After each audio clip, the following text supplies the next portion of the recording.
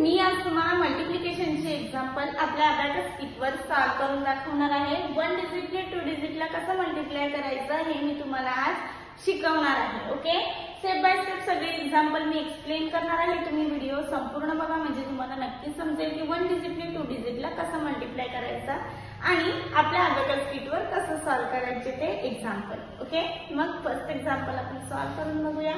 First example आहे आपलं 9 into 37 हे आपलं एक्झाम्पल आहे। आपण एक्झाम्पल सॉल्व्ह करून बघूया। फर्स्ट आपल्याला काय करायचं आहे, या 9 ने या 3 ला मल्टिप्लाय करायचं आहे। 9 3 जा किती येतात, तर 9 3 जा 27, मग 27 आपण आपल्या अबॅकस किटवर ऍड करूया। ओके, 20 आणि 7 27 आपण ऍड केलेले आहे। ओके, आता आपल्याला काय करायचं आहे, या 9 ने 7 ला मल्टिप्लाय करायचं आहे। म्हणजे 9 चा टेबल आपल्याला 7 पर्यंत बोलायचा आहे। 9 7 जा किती येतात, तर 9 7 जा 63, मग 60 इथे ऍड करायचे आणि 3 इकडे ऍड करायचे।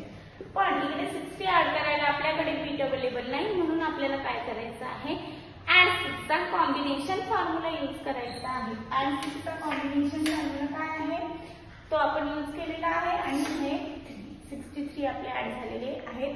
आपला आन्सर आलेला आहे। आन्सर काय आहे आपलं 333 आपलं आन्सर आलेलं आहे। आन्सर आपण राईट डाऊन करून घेऊया। आन्सर आपण राईट डाऊन केलेला आहे। Abacus clear. ओके, हेही एक्झाम्पल आपलं सॉल्व्ह झालेलं आहे।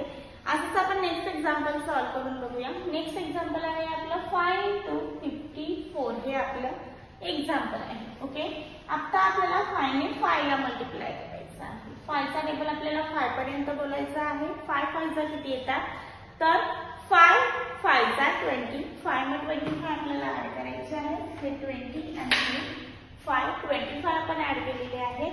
आता आपल्याला या 5 ने 4 ला मल्टिप्लाय करायचं आहे।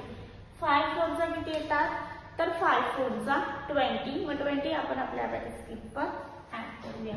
इकडे हे 2 आणि हा 0 20, इकडे आपला आन्सर संपलेला आहे।